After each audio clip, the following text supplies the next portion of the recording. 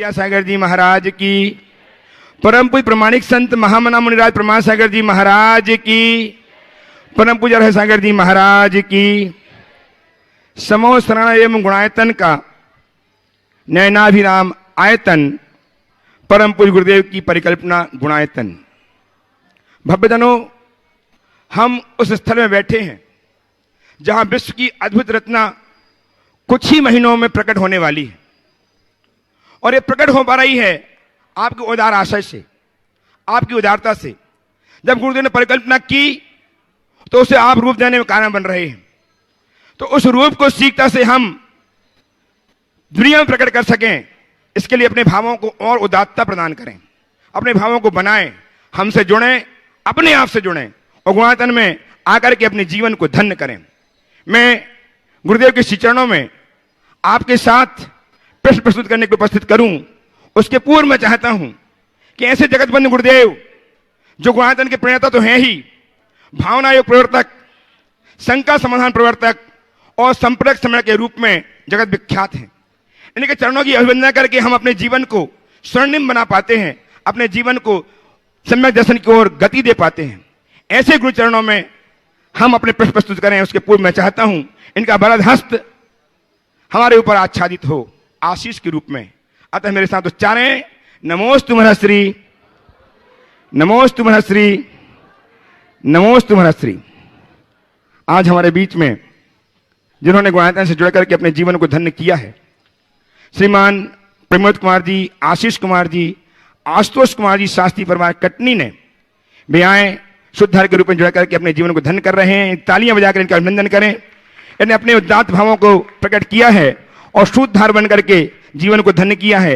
इनका सम्मान करने के लिए मैं आमंत्रित कर रहा हूं श्रीमान अन्नू जी अजमेरा गया से ट्रस्टी गुणायतन में आए, और श्रीमान देवकार जी प्रमोद जी के साथ देवकार जी भी आए, श्रीमान प्रमोद कुमार जी, आशीष कुमार जी, आशुतोष कुमार जी और देव कुमार जी शास्त्री परिवार कटनी ये आए। इनका सम्मान करने के लिए उपस्थित हों श्रीमान अन्नू जी अजमेरा गया ट्रस्टी गुणायतन, जो गुणायतन की गरिमा को संवर्धित करेंगे। श्रीमान अन्नू जी, आपकी तालियां लगातार बजें। इनको दांत भावों के लिए तालियां बजनी है आपकी। एक गुणायतन से शुद्धार के रूप में जुड़ करके जीवन को धन्य कर रहे हैं। साथ ही आज श्रीमती कुंद प्रभाव जी जैन, मातेश्वरी श्री प्रभाकांत जी जैन, श्रीमती रुचि जी जैन गाजियाबाद, इन्होंने भी अपने आप को शुद्धार के रूप में संबद्ध करके अपने जीवन के इन पलों को स्वर्णिम बनाया है। तालियां लगातार बजें इनके लिए। ऐसा व्यक्तित्व जो प्रामाणिक समूह के रूप में जुड़ करके सच्ची सदस्यता करके अपने जीवन को धन्य कर रहे हैं, श्रीमान प्रभाकांत जी, रुचि जी गाजियाबाद, इनका सम्मान करने के लिए श्रीमान सिद्धार्थ जी कासलीवाल गुणायतन प्रशासक भी आए और इनका सम्मान करके गुणायतन के गौरव की महिमा मंडित करें। कपूर चंद जी भी पहुंच जाएं।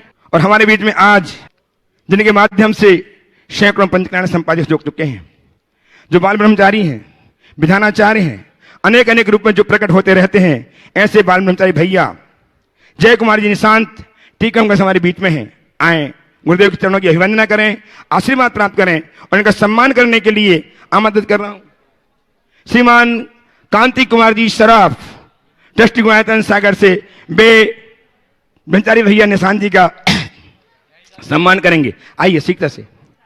और नामचीन व्यक्तित्व के रूप में जाने जाने वाले ऐसे दो भाई जिन्हें पूरा भारतवर्ष अच्छी तरह से जानता है, सनत विनोद के नाम से जाने जाते हैं, प्रतिष्ठाचार्य हैं, विधानाचार्य हैं और अच्छे विद्वान हैं। विद्वत गोष्ठी में जिनकी अहम भूमिका हुआ करती है। दोनों भाई गुरुदेव के चरणों की अभिवंदना करें और इनका सम्मान करने के लिए श्रीमान कालिदास जी छावड़ा जियागंज से ट्रस्टी गुणायतन उपस्थित हैं, वे आए। कालिदास जी इनका सम्मान करेंगे और आपकी तालियां निरंतर तालियों के माध्यम से इनका सम्मान करते हैं। ऐसे व्यक्तित्व आज हमारे बीच में हैं जिनसे हम निरंतर पाते रहते हैं। श्रीमान सनत जी विनोद जी जैन और हमारे बीच में उपस्थित हैं श्रीमान पंडित सुरेश जी मारोरा, जो नामचीन व्यक्तित्व के रूप में इंदौर में अपना स्थान बनाए हुए हैं।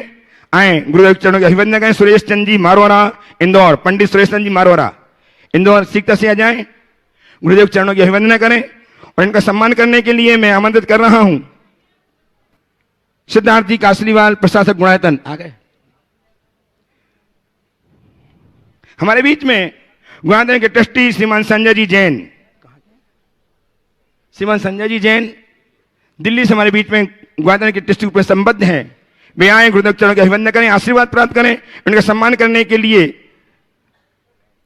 सुभाष जी जैन सीईओ गुणायतन वे आए और संजय जी जैन का सम्मान करके गुणायतन की गरिमा को महिमा मंडित करें। तालियां आपकी लगातार बजते रहें। ऐसे व्यक्तित्व जिनके उदाहरण से हम आज कदम द कदम बढ़ते जा रहे हैं, आपकी तालियां लगातार बजती रहें। श्रीमान संजय जी ट्रस्टी गुणायतन दिल्ली। और हमारे बीच में आज अनिल जी जैन कटनी से उपस्थित हैं। वे भी आए, गुरुदेव चरण की अभिवंदना करके आशीर्वाद प्राप्त करें। अनिल जी जैन कटनी सीता से आए, गुरुदेव चरणों की अभिवंदना करें, आशीर्वाद प्राप्त करें। और सम्मान करने के लिए आमंत्रित कर रहा हूं लता जी गंगवाल, मंत्री गुणायतन गया। लता जी गंगवाल आ जाएं और श्रीमान अनिल जैन का सम्मान करके गुणायतन की महिमा को प्रकट करेंगी। और हमारे बीच में ऐसा व्यक्तित्व, एक ऐसा युवक विराजमान है साहेगढ़ मध्य प्रदेश से, जिसे लोग डॉक्टर आशीष जी शास्त्री के नाम से जानते हैं, जिन्होंने राष्ट्रपति पुरस्कार प्राप्त करके अपने जीवन को धन्य ही नहीं किया, अपितु समाज को गौरव प्रदान किया है। ऐसे व्यक्तित्व के लिए लगातार तालियां बजती रहनी चाहिए। श्रीमान डॉक्टर आशीष जी शास्त्री साहेगढ़ से आ जाओ। और इनका सम्मान करेंगे शास्त्री परिवार के जाने माने व्यक्तित्व, जिनके मृत छाप उनके भीतर में समाई हुई है। श्रीमान देव कुमार जी शास्त्री, इनका सम्मान करके शास्त्री जी के सम्मान के लिए आइए। श्रीमान देव कुमार जी शास्त्री आशीष जी शास्त्री के मन को और बढ़ाएंगे, जो धर्म समाज की सेवा करने के लिए, धर्म की सेवा करने के लिए, जिनवाणी की सेवा करने के लिए निरंतर प्रेरित होते रहें। बंधुओं, अब मैं आप सबको अच्छे महाराष्ट्र में ऑनलाइन प्रश्न के माध्यम से इस कार्यक्रम को गति देना चाहता हूं, आपके आशीर्वाद चाहते हुए। यूपी बिनौली बागपत से श्रीमान नितिन जी जैन, जो अच्छे प्रश्न के लिए विख्यात हैं, आज पुनः एक प्रश्न भेजा है। आपके चरणों में बारंबार नमोस्तु करते हुए जानना चाहते हैं कि गुरुदेव, किसी ने क्या खूब कहा है कि जिंदगी जब समुद्र में गिरती है तब वक्त तैरना सिखाता है। तो महाराज श्री, मेरी शंका यह है कि जिंदगी समुद्र में गिरे इससे पहले ही हमें वक्त तैरना सिखा दे, इसके लिए हमें क्या करना चाहिए कि जिंदगी में हमेशा हम आनंद ही डूबे रहें? गुरुदेव समाधान दीजिए। बहुत अच्छा सवाल है।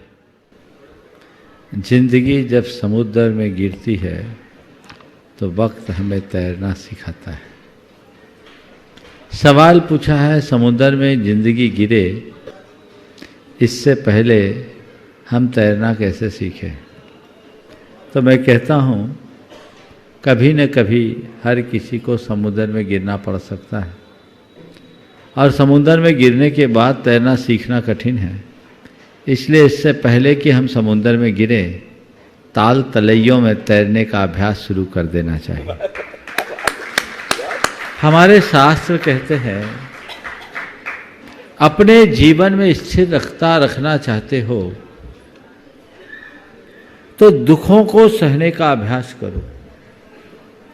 आचार्य कुंद कहते हैं, अदुख भाविदानम दुहे जादे विनश्यति तम्हा जहा वलम जोई भाव दुखस्य भावना।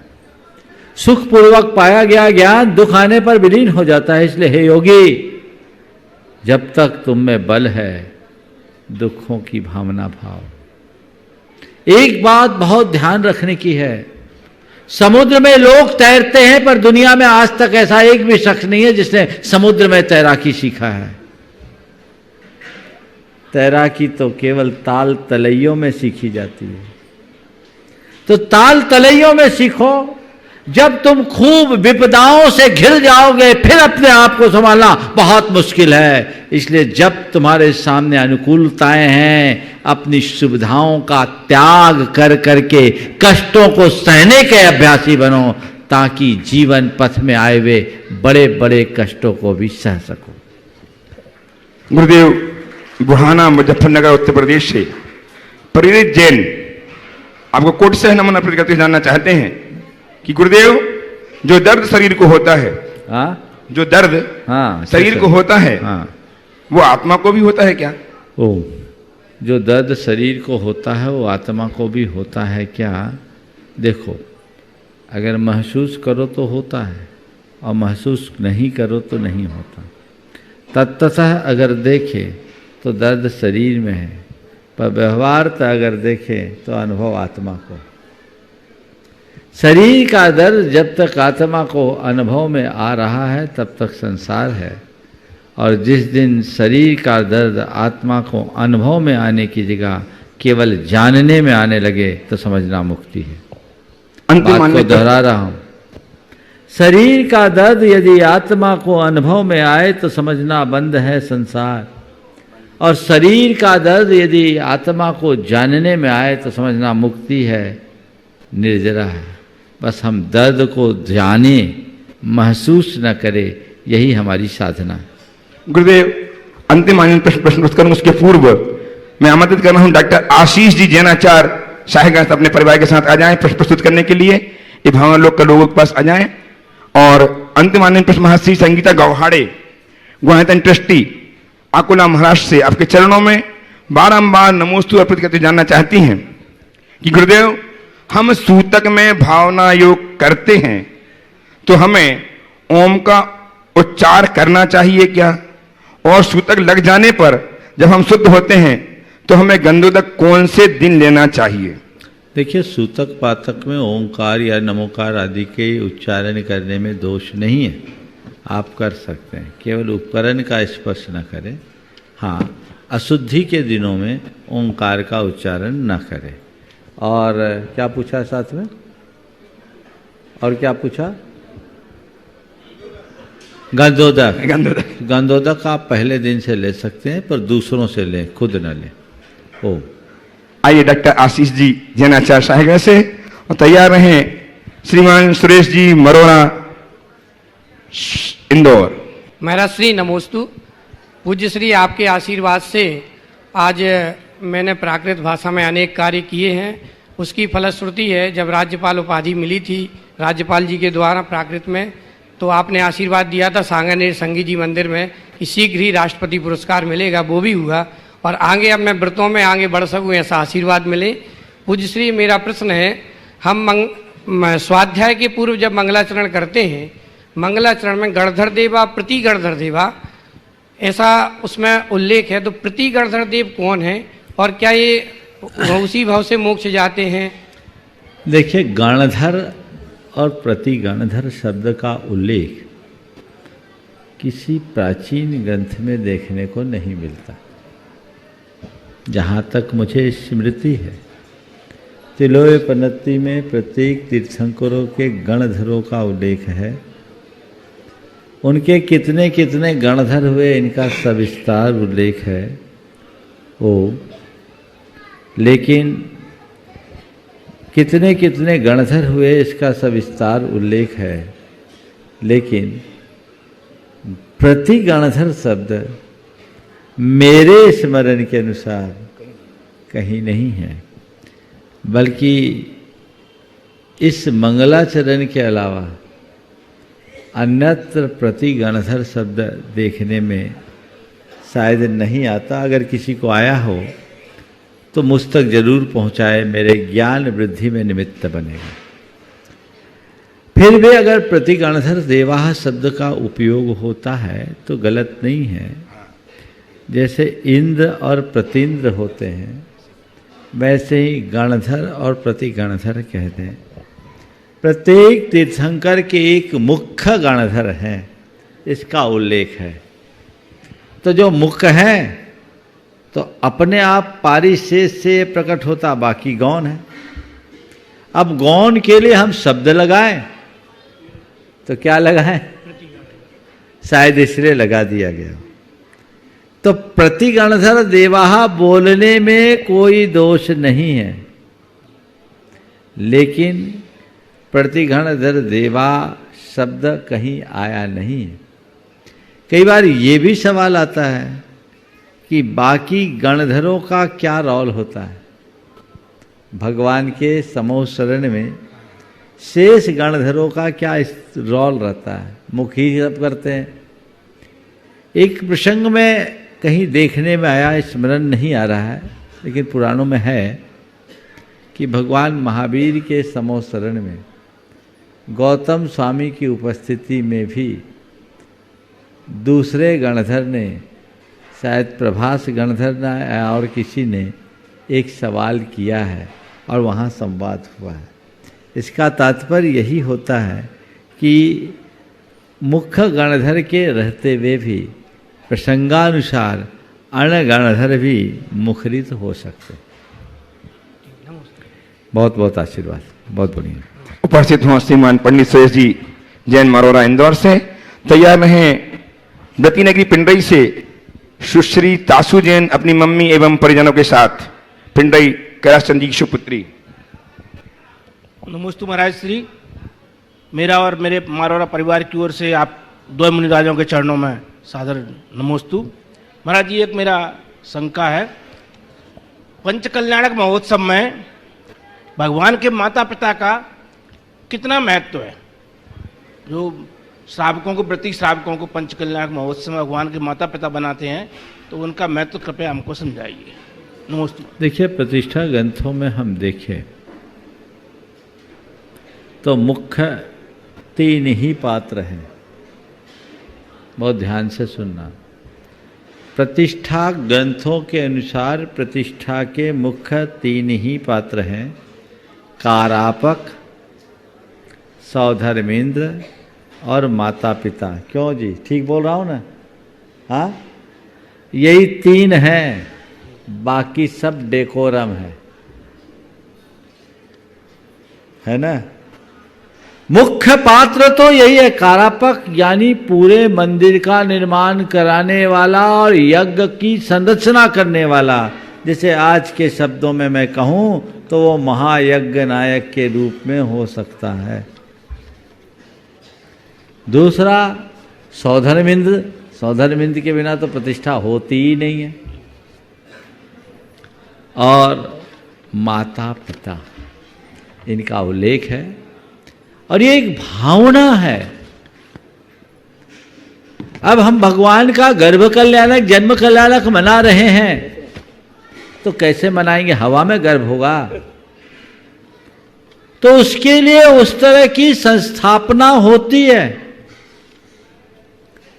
और जो भाव पूर्वक ऐसा सौभाग्य प्राप्त करते हैं, उनका जीवन धन्य हो जाता है।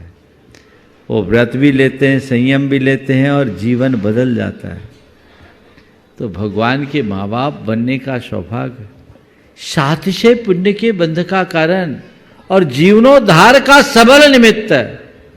मुझे ये नहीं पता कि माता पिता बनने वाले को कितना पुण्य मिलता है, पर मैंने ये जरूर देखा है कि जो माता पिता बने हैं उनका जीवन धन्य होता है। उनका जीवन धन्य हो जाता है। इसी भाव में जितने लोग माता पिता बने हैं, मेरे संपर्क में हैं, उनके जीवन में जो भाव, शुद्धि, विशुद्धि, निर्मलता, पवित्रता है, वो उनके जीवन की श्रेष्ठतम उपलब्धि है। इसलिए मैं अक्सर कहता हूँ, जीवन की मूलभूत साध में सम्मेद शिखर की वंदना, भगवान विराजमान करना, सिद्ध चक्र विधान करना, सौधर्म में इंद्र बनना और माता पिता बनना, ये जरूर कर लेना। अपने जीवन में इनमें से कोशिश करो, गृहस्थ अवस्था में रहते हुए जितना कर सके करे, जब मौका मिले फायदा उठा लो। नमस्ते महाराज। उपस्थित हूँ सुश्री तासुजन मम्मी, अपनी मम्मी एवं परिवारजनों के साथ पिंडई, व्रतीनगरी पिंडई से। तैयार रहें श्रीमती विभा जैन, बक्सवाहा, मध्य प्रदेश, छतरपुर से। परम पूजनीय मुनिद्वय के चरणों में त्रिवार सपरिवार त्रियोग नमोस्तु नमोस्तु नमोस्तु। हे गुरुदेव, हमारा जीवन बहुत मूल्यवान है और कल आपने शंका समाधान में कहा भी था कि गई हुई सांसें कभी वापस नहीं आती। तो गुरुदेव, क्या जीवन मूल्य भी समयानुसार रूपांतरित होते हैं? शंका का समाधान कीजिए। देखिए, जीवन मूल्य 2 तरह के, एक शाश्वत और दूसरे सामयिक। शाश्वत मूल्य चिरस्थायी होते हैं, वे कभी बदलते नहीं। पर बहुत सारे सामयिक मूल्य होते हैं जो समयानुरूप बदलते रहते हैं। जैसे परस्परता, स्नेह, प्रेम, आत्मीयता, करुणा, अहिंसा, ये जीवन के शाश्वत मूल्य हैं। ये चिरंतन है, सदा है, सदा रहेंगे। इनके बिना जीवन का उत्कर्ष संभव नहीं। लेकिन दूसरी ओर बहुत सारे सामयिक मूल्य हैं जो आज है, पहले नहीं थे, और बहुत से ऐसे हैं जो पहले थे, आज नहीं है। सहजीवन की वृत्ति पहले थी, वसुधैव कुटुंबकम की बात थी, अब लोगों का एकल जीवन प्रमुख हो गया है। ये सब सामयिक है, समय के अनुरूप बदलते हैं। पहले थे, आज नहीं है।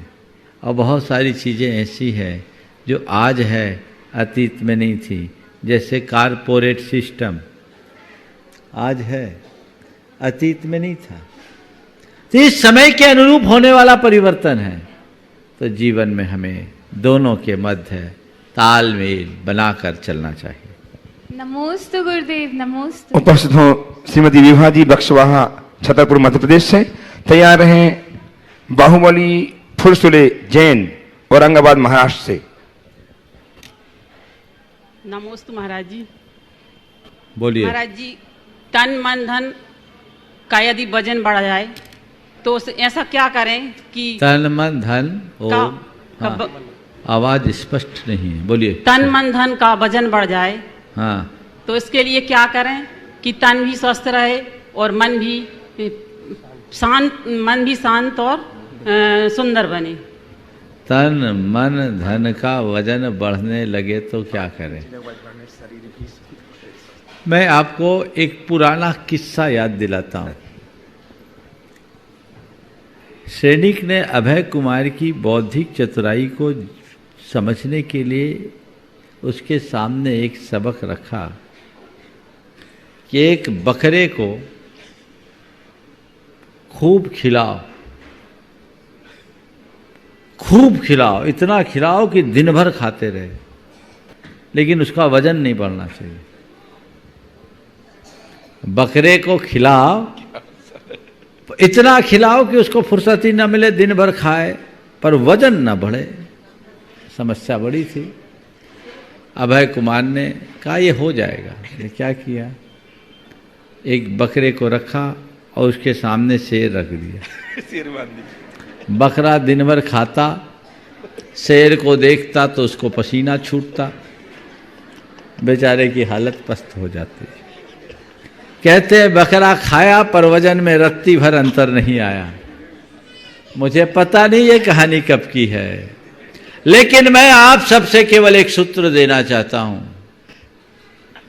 संसार का चाहे जितना सुख भोगना हो भोगो, काल रूपी शेर को सामने रखो, वजन बिल्कुल नहीं बढ़ेगा। काल रूपी शेर को सामने रखकर चलोगे, रत्ती भर वजन नहीं बढ़ेगा, और उसे भूल जाओगे तो इतना मोटा जाओगे कि उठ बैठ भी नहीं पाओगे। चलिए। उपस्थित हो श्रीमान बाहुबली जी फुरसुले, औरंगाबाद, महाराष्ट्र से। तैयार हैं श्रीमती ममता रानी जैन, शास्त्री परिवार, कटनी से। ममता रानी जी उपस्थित हो, तैयार हैं। बोलिए। गुरुदेव के चरणों में त्रिवार सविनय नमस्तु। गुरुदेव 12 भावनाओं में अशरण भावना में कहा है कि शरण जाने से मनुष्य पराधीन हो जाता है, पराश्रित हो जाता है। लेकिन हमारे मंत्र जप जाप भजन पूजन में इसको तो प्राधान्य दिया है। तो ये दोनों में जो भिन्नता है, जो भी इसमें विषयांतर हो रहा है, जो भी फर्क है, तो इसके ऊपर प्रकाश डालने की अनुकंपा करें। देखिए, बात थोड़ी सी समझने की है। अशरण भावना में जो बातें कही गई है वो बिल्कुल सही है, पर किस अपेक्षा से कही है इसे समझना जरूरी। अशरण भावना में ये कहा गया है कि पर में शरण खोजना, पराधीनता को आमंत्रित करना है, ये सत्य है। लेकिन फिर भी हम परमेष्टि आदि का आश्रय लेते हैं, शरण लेते हैं, नमोकार जपते हैं, ये बात भी सही है। इसके पीछे के भाव क्या है समझिए। निश्चय में कोई शरण नहीं है, आत्मा ही आत्मा के लिए शरण है। और व्यवहार में पंच परमेष्टि शरण है, देव गुरु धर्म शरण है। तो क्या देव गुरु धर्म या पंच परमेष्टि मेरे जीवन मरण को बदल देंगे? नहीं, मरने से तो भगवान भी नहीं बचा सकेंगे। तो फिर हम उनको क्यों पूजें? तो कहते हैं देव शास्त्र गुरु की शरण इसलिए न करो कि वे तुम्हें अमर बना देंगे, उनकी शरण केवल इसलिए स्वीकारो कि उनकी शरण में जाने के बाद मरने का डर नहीं बचेगा। मरने का डर नहीं बचेगा, वो मृत्यु से नहीं बचा सकते, मृत्यु के आतंक से जरूर बचा सकते हैं। तो जो हमें हमारे भीतर के अमृतत्व का अनुभव कराए, बोध कराए, क्या हम उनकी शरण नहीं लेंगे? आत्मा आत्मा की शरण है, इसका जो बोध कराए, क्या वो हमारे लिए शरण नहीं है? तो व्यवहार में परमेष्टि शरण है और निश्चय में आत्मा ही आत्मा की शरण। नमस्ते। उपस्थित हैं श्रीमती ममता रानी जी शास्त्री परिवार कटनी से, और तैयार हैं कटनी से ही अनिल जी जैन।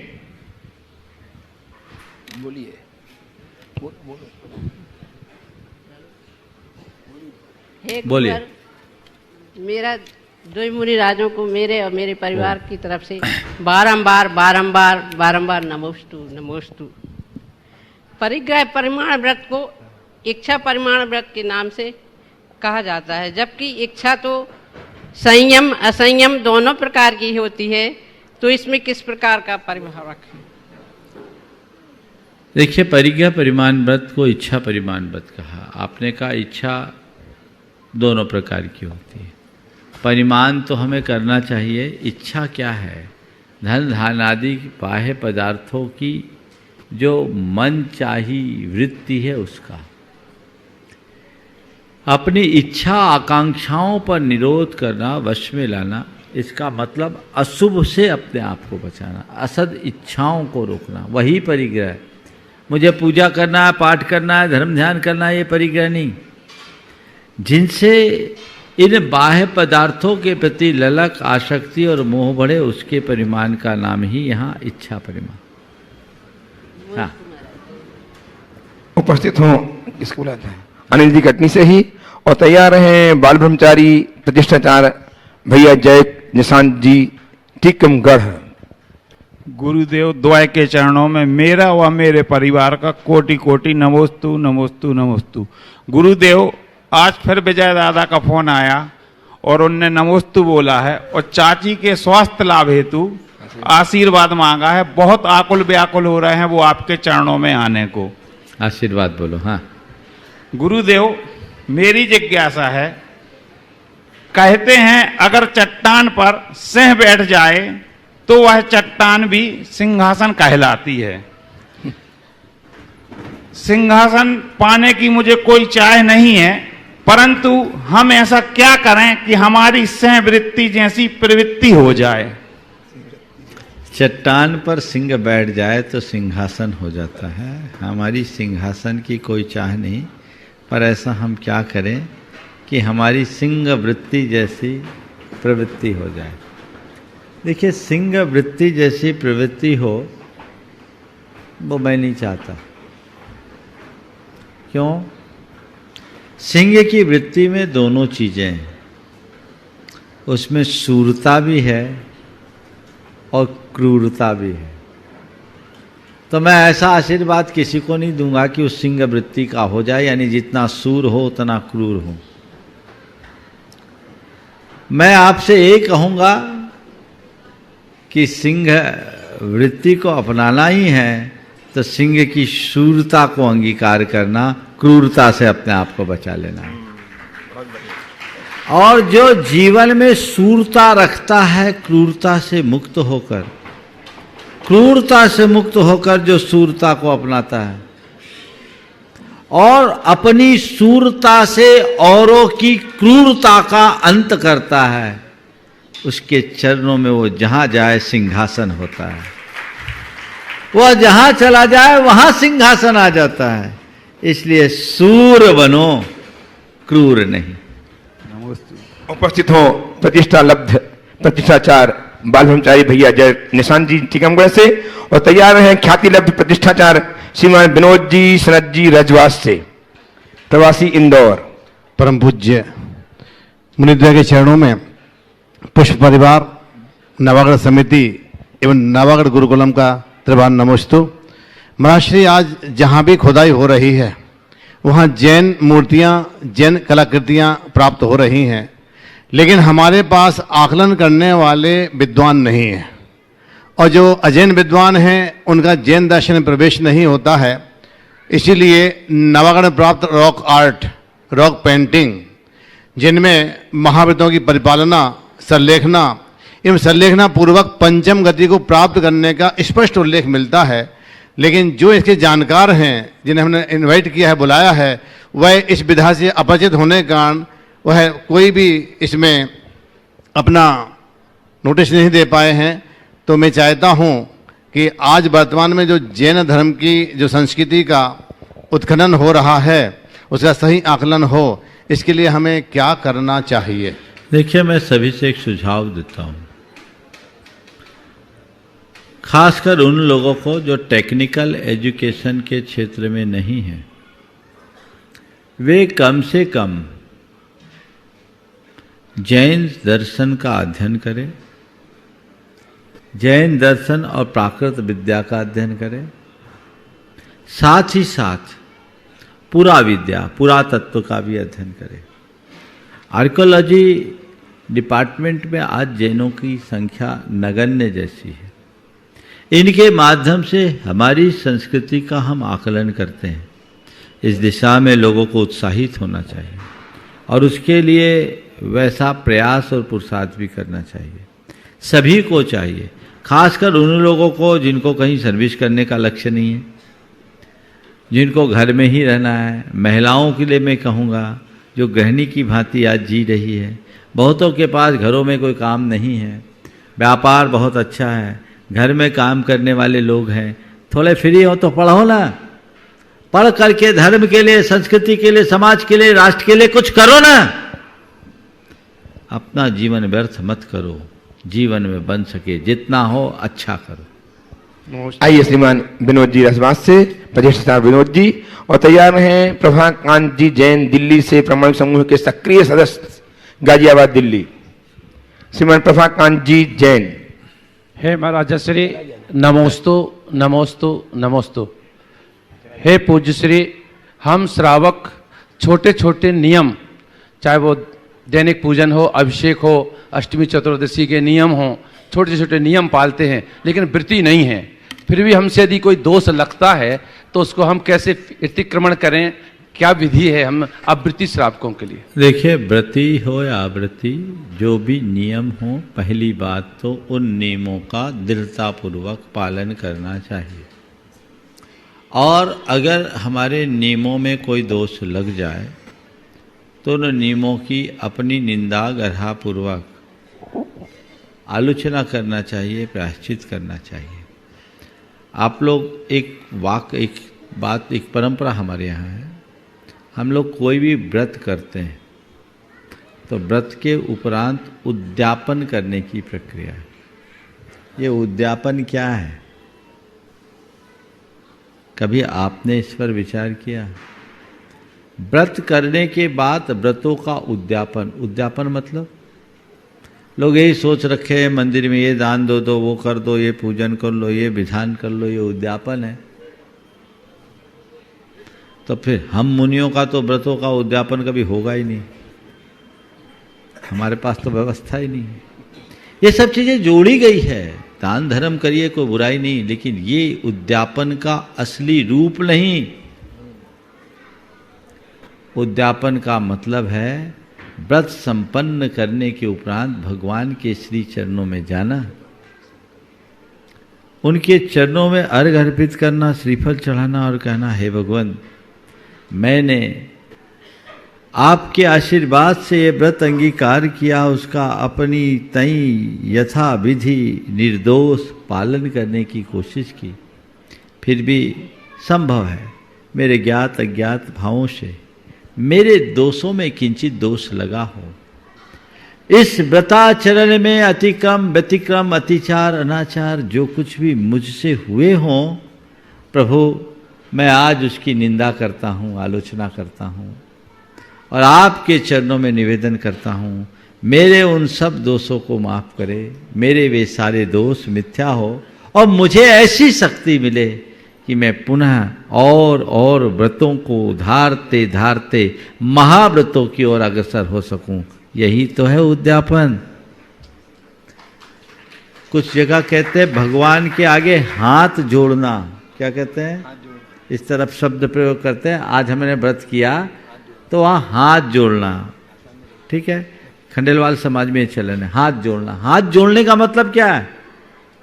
आप लोग बोलते हैं ना भैया उसने तो हाथ जोड़ लिया, यानी हाथ खड़े कर लिया। नहीं, हाथ जोड़ने का मतलब भगवान के चरणों में जाकर कृतज्ञता प्रकट करना और अपने दोषों की आलोचना करना, उसका निवेदन करना, यही इसका प्रायश्चित है। तो इसी आधार पर मैं आप सबसे कहता हूं, छोटे मोटे जो कुछ भी दिन भर की क्रियाओं में दोष लगते हैं, भगवान के सामने जाकर उसके लिए क्षमा मांगे, हर जीव से क्षमा मांगे, क्षमा करे और प्रार्थना करे, भगवान मेरे ये दोष मिथ्या हो। बड़े दोष लगे तो चाहे व्रती हो या अव्रती, उन्हें गुरुजनों से उसका प्रायश्चित लेना चाहिए। आइए प्रभाकांत जी जैन दिल्ली से ओम नहीं है और तैयार हैं, आ जाए, उपस्थित हो श्रीमान प्रमोद जी शास्त्री परिवार कटनी से। प्रमोद जी आ जाए। और तब तक एक सूचना, आने वाली 19 तारीख आप हम सब के लिए अद्भुत तारीख होगी, जबकि गुरुदेव अपने संयम के उपकरण पिच्छिका को परिवर्तित करेंगे। ये उत्सव ठीक 1 बजे से इसी पंडाल में होगा। अपने समय को निकालें और उपस्थित होकर के इस महोत्सव को देख करके जीवन को धन्य करें। 19 तारीख दिन रविवार, सीधा प्रसारण जिसका जनवाई चैनल पर दिखाया जाएगा, इस बात का ध्यान रखें। गुरुदेव के चरणों तैयार रहेंगे जितेंद्र जी जैन, वार्डन ट्रस्टी बेंगलोर। गुरुदेव के चरणों में अनंत कोटि नमस्तु। गुरुदेव इस सिद्ध क्षेत्र में पुण्य जागा और बड़ी हिम्मत करके मैं आज गुणायतन से जुड़ सका हूँ। ये बहुत पूर्व जन्मों का ऐसा पुण्य होगा कि इस सिद्ध क्षेत्र, शाश्वत क्षेत्र पे ऐसे निर्माणाधीन भव्य जनालय में मैं एक धूल के समान उसमें जुड़ सका। गुरुदेव आपके चरण रज बिलहरी में पड़े और उसकी वर्षगांठ 12 तारीख को मनाने का निर्णय समाज ने लिया है। आपके आशीर्वाद के लिए वो सब यहाँ पर आए थे, लेकिन इस कार्यक्रम को जहाँ जहाँ पे भी ऐसी वर्षगांठ होती है, हम उसमें ऐसी क्या भव्यता प्रदान करें कि वो ऊर्जा सतत इतनी बढ़ती रहे कि हम कभी वार्षिक मेला भराना न भूलें। बहुत सुंदर। सबसे पहले तो मैं आपको और आपके पूरे परिवार को आशीर्वाद देता हूँ। आप कह रहे कि मैं गुणायतन से आज जुड़ गया, अरे जुड़े तो पहले दिन से थे। आप तो वो व्यक्ति हो जो नींव की ईंट रखने वालों में। देखिए भाई, मेरा एक सभी से ये कहना है कि गुणायतन से केवल वो नहीं जुड़ा जिसने बड़ा दान दिया। मैं तो कहता हूँ जो कोई मुझसे जुड़ा है, हर कोई गुणायतन से जुड़ा है। नमोस्तु। जो धर्म से जुड़ा है वो गुणायतन से जुड़ा है। इस अर्थ में हर कोई जुड़ा है और मैं देखता हूँ हर व्यक्ति अपनी शक्ति और सामर्थ्य के अनुसार जो उत्कृष्टतम दे सकता है वो दे रहा है, देने की भावना रख रहा है। अभी प्रमोद जी ने जो आज सूत्रधार के रूप में उनके नाम की घोषणा की गई, ये ऐसे व्यक्ति हर जगह देते रहते, हमेशा देते रहते। तो आकर के बोला, महाराज जी मुझे यहाँ रुकना नहीं है, आगे बढ़ना है। बस यही भाव तो जीवन की सबसे बड़ी उपलब्धि है। व्यक्ति के हृदय में उदारता विकसित होने लगे तो समझना हमने धर्म का एक बड़ा लाभ ले लिया है। मेरा आशीर्वाद है, इसी तरह जुड़े रहें और आपके माध्यम से उन तमाम व्यक्तियों को जिन्हें ये लगता है कि हम जुड़ नहीं पाए, सब जुड़े हुए हैं, जुड़े रहें। और एक वाक्य में एक संदेश दूंगा, अपने जीवन का जो उत्कृष्टतम दे सको वो दो, दान दे सको दान दो, दान नहीं योगदान दो। दान दे सको दान दो, दान नहीं दे सको तो योगदान दो। दान से बड़ा योगदान होता है।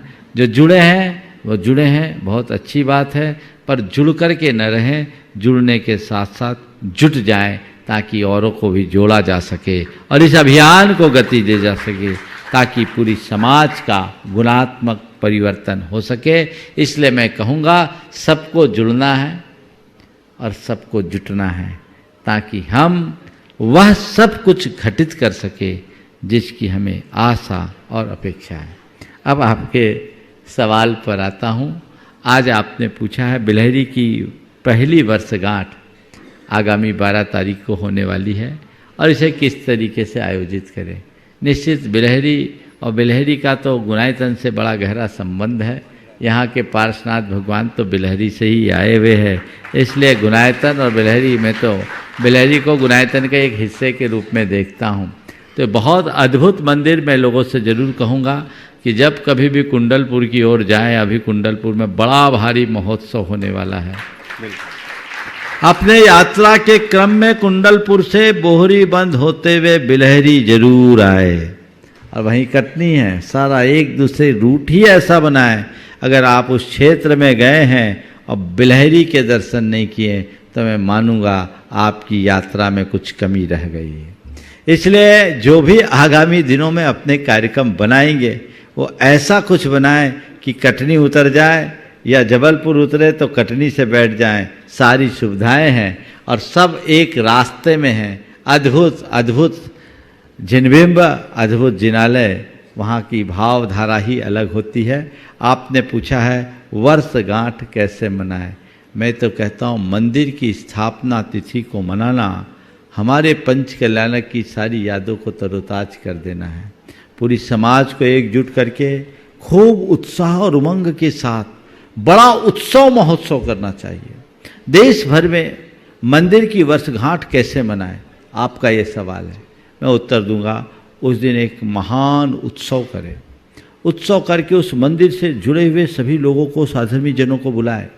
भगवान का अभिषेक महोत्सव करे, पूजन करे, विधान करे और उस दिन उस मंदिर के रख रखाव के लिए लोगों को संकल्पित करे, दान देने की प्रेरणा दें और वर्ष भर की पूजा अर्चा को सुनिश्चित करने का उपक्रम उस दिन करें कि आज 1 साल हो गए, अब हमें और अगले साल के लिए ऐसा करना है। इस तरह की प्रक्रियाएं अपनाएंगे तो मंदिर के प्रति लोगों का जुड़ाव भी बढ़ जाएगा और मंदिर की व्यवस्थाएं भी बन जाएगी। ऐसा खासकर उन मंदिरों के लिए जरूरी है जो आज गांव से, शहरों से दूर हैं, गांव में हैं, जहां समाज का अभाव है। एक दिन जुड़ करके जिस भी जगह के आप निवासी हों, जहां आपका मंदिर है, जिसकी आप प्रतिष्ठा से जुड़े हो, मन में ऐसा बना के रखो साल में 1 बार तो मुझे वहां पहुंचना है। आज आप किसी बच्चे की वर्षगांठ मनाते हो तो कितना उत्साह रखते हो। त्रिलोकीनाथ के जिनालय की वर्षगांठ, प्रतिष्ठा की वर्षगांठ, उससे अनंत गुने उत्साह के साथ पूरी करना चाहिए। नमोस्तु नमोस्तु। उपस्थित हो श्रीमान जितेंद्र जी जैन, ट्रस्टी गुणायतन। और महाराज जी ने कहा कि उसमें जुलूस निकालो। मैंने उत्सव में सब कह दिया, शोभा यात्रा, विमान उत्सव, उत्सव में सब समाहित हो जाता है। चलिए जितेंद्र जी ट्रस्टी गुणायतन बेंगलोर से उपस्थित हो और तत्पर रहे श्रीमान सीए अजीत जी किरण जी पाटनी दीमापुर से। दोनों महाराज जी के चरणों में मेरा बारंबार नमोस्तु नमोस्तु नमोस्तु।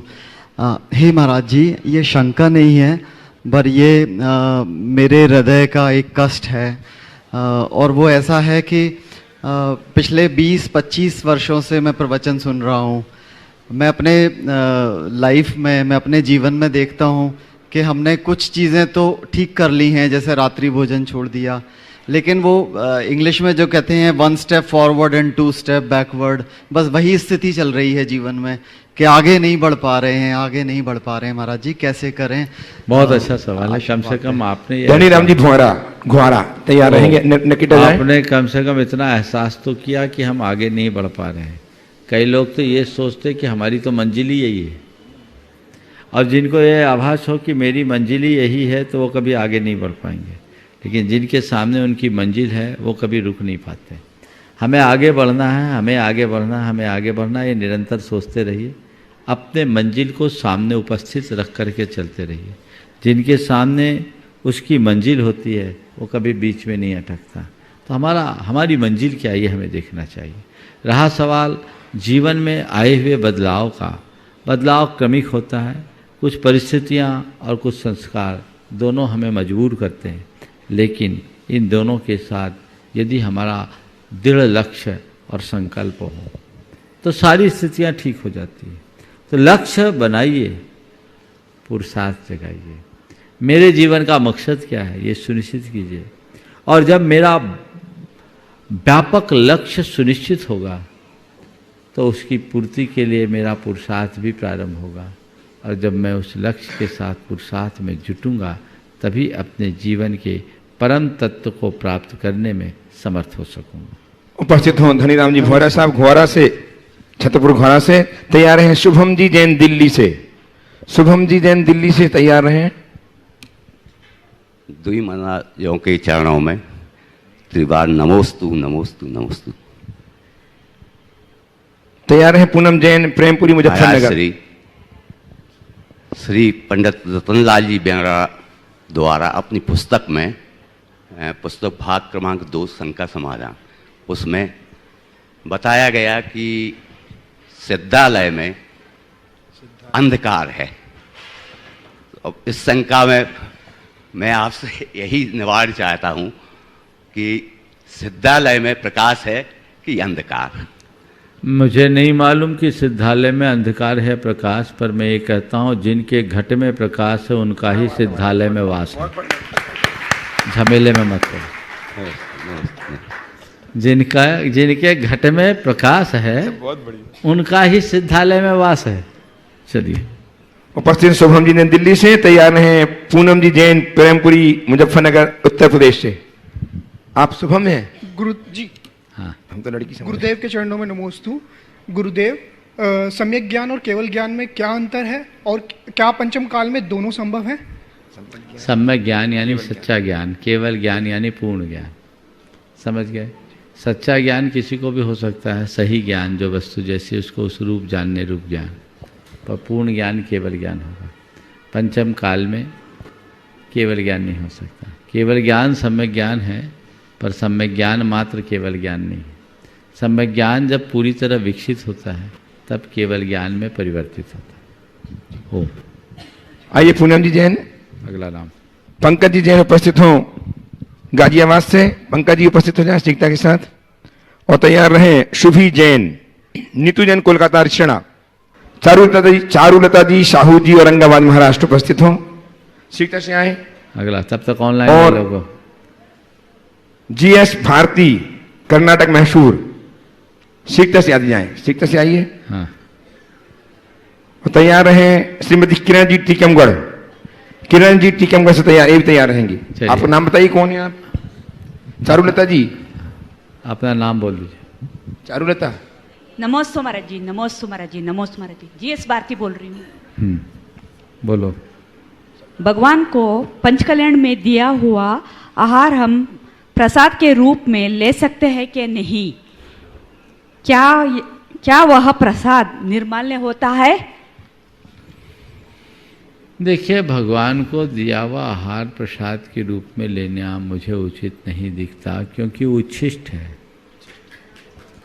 ये कहाँ परंपरा आ गई? क्यों पंडित जी, ऐसा होता है क्या? हाँ, देते हैं? हाँ, नहीं है। ये परंपरा सुसंगत प्रतीत नहीं होती।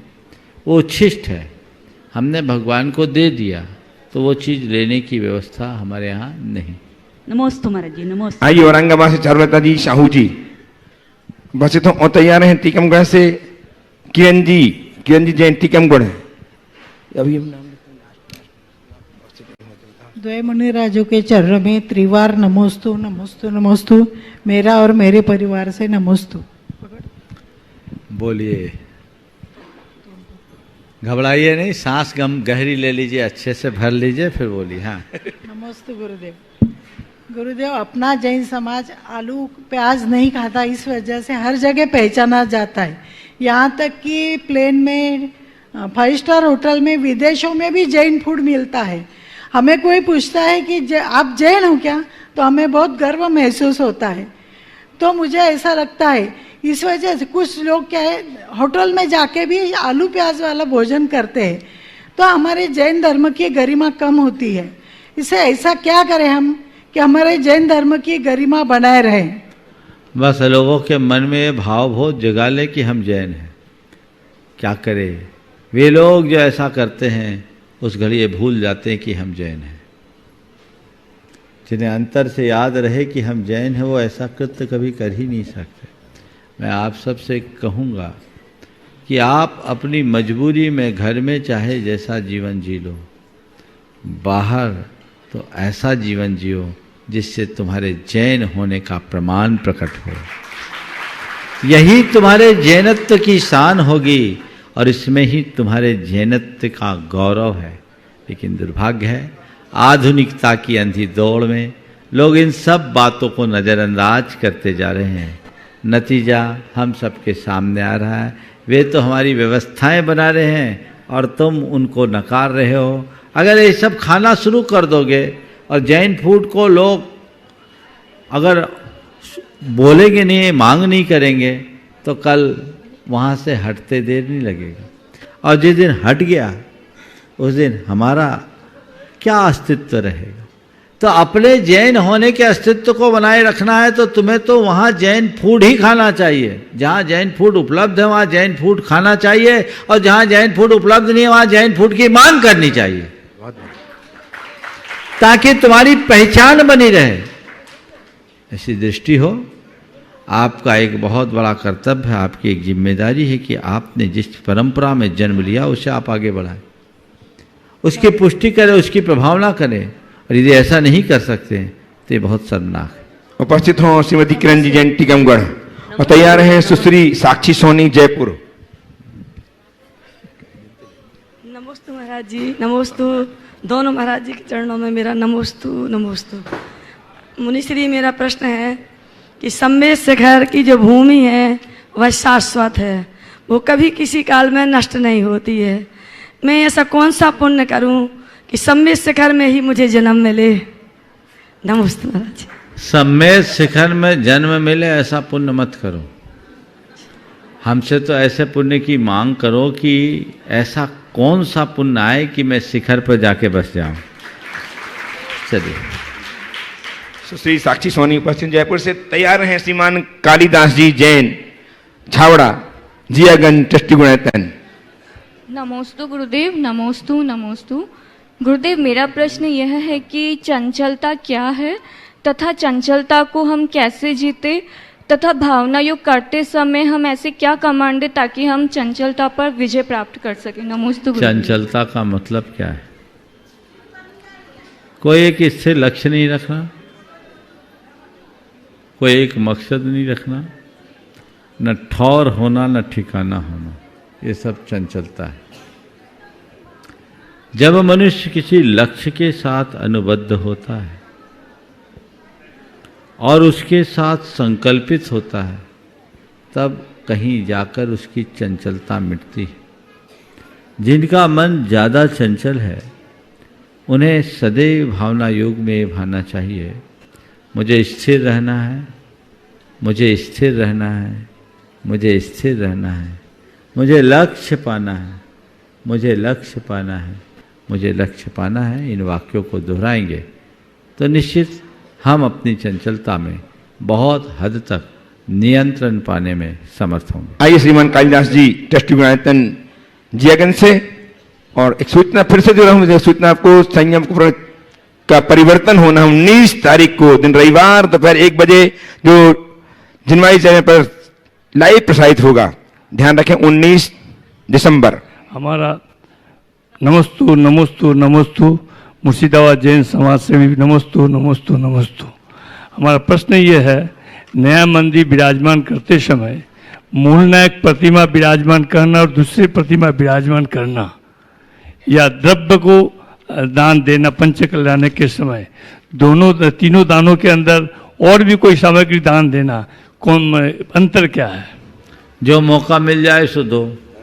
मैं मूल नायक की महिमा बना दूंगा तो तुम कहोगे हम तो मूल ही नायक करेंगे, तुम लोग हो बनिया, तो बाकी को कौन करेगा? मैं बाकी को करूंगा तो मूल नायक को लोग भूल जाएंगे।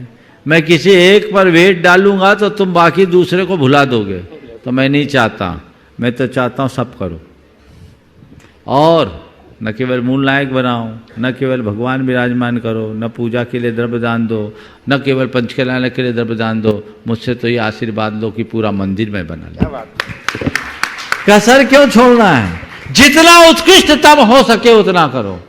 फिर भी आप पूछते हो तो बता देता हूँ, मूल नायक को बनाना सर्वश्रेष्ठ है, और सर्वश्रेष्ठ वही पाता है जो सर्वश्रेष्ठ लगाता है। तो कोशिश करो, पहली कोशिश कि हम सर्वश्रेष्ठ लगाए, नहीं मिले तो फिर सेकेंड, फिर थर्ड। आप लोगों के पास ऑप्शन होता है ना, पहले उत्कृष्ट पाने की कोशिश करो, फिर नहीं है तो दूसरे में, फिर तीसरे नंबर, चौथे में। आप लोग अभिषेक की बोली लेते हो ना, पहला कलश ले लूँ, चलो नहीं हो पाया, दूसरा ले लूँ, दूसरा नहीं ले पाए, तीसरा ले लूँ, तीसरा नहीं ले पाए, चौथा ले लूँ, लेकिन ले लूँ ना। हम तो पहले लेंगे तो कर्म और फूटेंगे। आज भाग्यहीनता के कारण पहला नहीं ले पाए तो दूसरा लोगे तो कल पहले नंबर में आने का सौभाग्य पाओगे, लेकिन पहला ही लूँ इस अकल में बैठे रहोगे तो जो है वो भी खो दोगे। इसलिए धर्म क्षेत्र में जो मिले और जितना शक हो उतना कर लो, बाकी की भावना भाव। इस प्रकार आज के सत्र को परम पूज गुरुदेव के चरणों में नमन अर्पित करते हुए यहीं पर विराम। बोलिए परम पूज आचार्य गुरुवर श्री विद्यासागर जी महाराज की जय जय जय। परम पूज महामना मुनिराज प्रमाण सागर जी महाराज की, परम पूज सागर जी महाराज की।